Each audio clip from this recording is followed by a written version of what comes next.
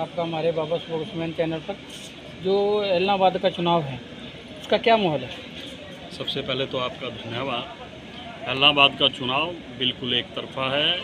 भाजपा प्रत्याशी गोविंद कांडा जी की जीत निश्चित है, और क्योंकि जनता का भी एक ही मानना है, चौधरी अभय सिंह जी ने इस्तीफ़ा दिया और इस्तीफ़ा किस काम के लिए दिया था, तो आज चुनाव मैदान वो दोबारा क्यों लड़ रहे हैं, किस लिए लड़ रहे हैं।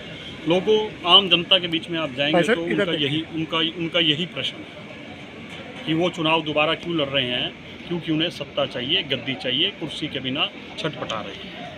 ये जो विरोध हो रहा है बीजेपी का, जेजेपी का, कांडा जी का, वो कहाँ तक ये सफल हो पाएंगे? विरोध सिर्फ दो पार्टियां कर रही हैं, इनेलो और कांग्रेस, क्योंकि वो हमारे खिलाफ इलेक्शन लड़ रही हैं।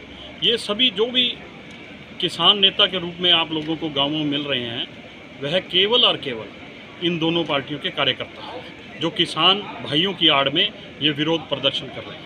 आपने कहा कि कांग्रेस विरोध कर रही है। कांग्रेस का जो कैंडिडेट है वो भी इसी बाग का फूल था जो वहाँ चले गया। देखिए, पार्टी ने उन्हें बहुत मान सम्मान दिया, वो गए हैं, ये उनकी व्यक्तिगत राय है, इसमें आप उनसे पूछिए तो वो ज़्यादा बेहतर बताएंगे।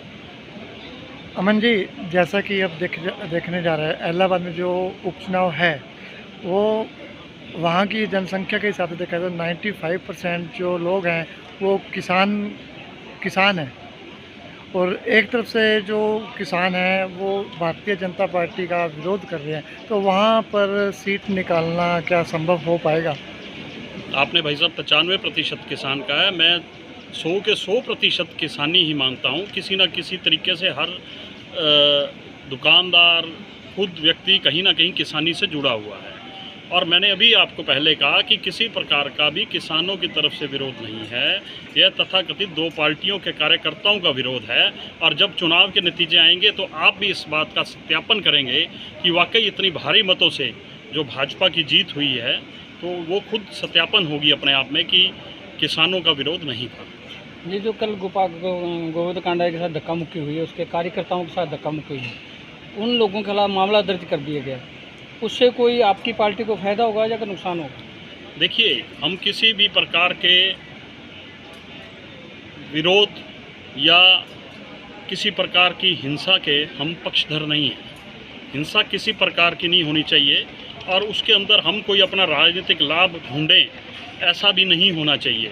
अमन शांति से इलेक्शन होना चाहिए। चुनाव आयोग की भी यही गाइडलाइंस हैं, उसके अनुरूप इलेक्शन होना चाहिए, और हम सभी पार्टियों का भी ये धर्म बनता है कि लोगों के बीच में, लोकतंत्र के अंदर हर एक को अपनी बात जाके कहने का अधिकार है, और वो अधिकार बना रहना चाहिए। आइए।